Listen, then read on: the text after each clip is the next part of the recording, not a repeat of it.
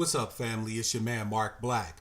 So, in the most obvious water is wet, sky is blue, grass is green case the federal government has probably ever seen, Dylann Roof was convicted on all 33 charges, federal charges, there in his trial. So, he is now facing either the death penalty or life imprisonment. I'm not going to make a prediction, although I guess if I was pressed, I would say he's probably more than likely going to get life imprisonment. I'm certain that his defense basically let the trial happen, right? There was no way in hell they were going to argue that he didn't do this shit. So they're saving all their ammunition for arguing for life imprisonment for Dylann Roof. He's been convicted, by the way, family, not sentenced. I need to emphasize that. So the conviction is taking place, all 33 counts. I wanted to speak a little bit on it. I'm not going to go into too much detail, but I will say a few things here. One thing to remember, Dylann Roof is a willing sacrifice for whiteism. So this isn't an L for him. I hope you guys understand that, right? Regardless of whether they execute him or they lock his ass up for, the rest of his natural life, it's not an L for him. He lives, he's a whitest hero. He dies, he's a whitest martyr. No L's for him. By the way, one other thing that I wanted to make sure to mention here is that this conviction of Dylann Roof doesn't mean that the injustice system is all of a sudden doing a 180-degree turnaround, right? Dylann Roof, without any type of torture or coercion, like they've done our brothers and sisters in Chicago and other places around the country, openly, with no coercion, no force, confessed to killing these people, okay?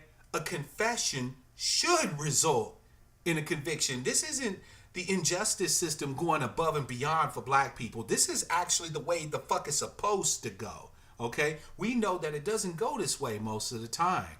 So it's just something that I wanted to, to bring up. Another thing to consider here is that at the end of the day, Dylann Roof was inspired by other people who made posts online, who have forums and websites and all of this other stuff. And in point of fact, those murders committed by Dylann Roof are on him, but they are also on these sons of bitches that spout this shit.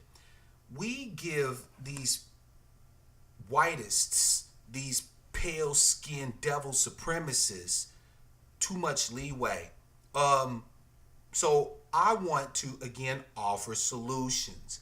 If there are any brothers out there who have a background in coding, right, programming and hacking and things like that, we need to be hitting these motherfuckers' websites hard.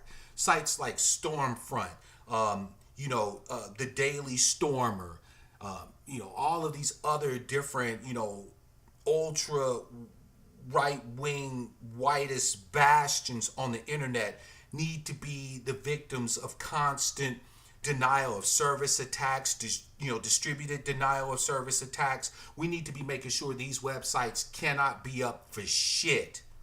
Okay? If they can organize together to create fake black accounts to try to destroy black Twitter and shit, then we need our own cyber attacks against these pale-skinned motherfuckers to take them down. When you find out who these people are who make these comments, these racist comments, calling us, niggers and all the different pejoratives that they use and, making fun and all this and that, don't take that shit as just a joke. Don't take that as just an opportunity to polish up your social media clapback skills. If we can find out who these people are in real life, pay them a visit. Pay them a visit.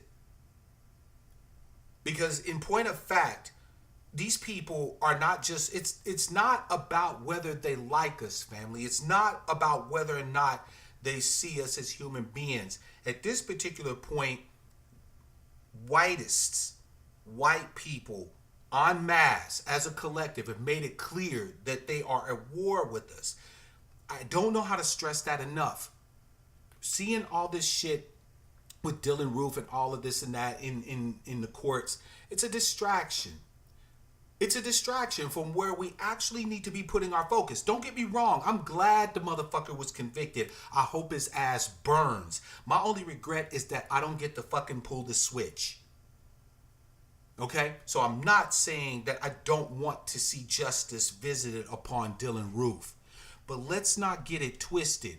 Dylann Roof is one conviction out of how many convictions we haven't seen, out of how many indictments we didn't get, out of how many fucking killer cops and killer pale people got to walk the fuck away scot-free. Remember that.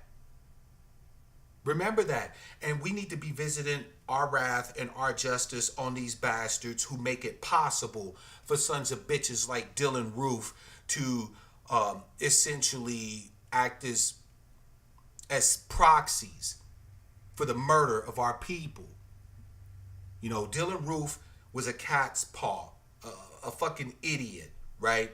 Definitely not the sharpest tool in the shed, easily influenced, but he was white as through and through long before he got a hold of these websites. They just helped him to gel that activity, to inculate the mind state of this false narrative of victimhood of white people, of pale people sitting here saying they're the ones who are being victimized by us actually standing up for our own humanity and for demanding our own rights and for protecting our own selves. They're the ones who are the victims. And he bought into this bullshit narrative and thus became a murderer. So that being said, he has been convicted, all 33 counts. And I hope his ass burns, but I'm not going to make a prediction. More than likely, he'll end up in prison for the rest of his life. But our fight is not over by half, family. Not over by half. There's a lot of motherfuckers who we need to ensure receive justice.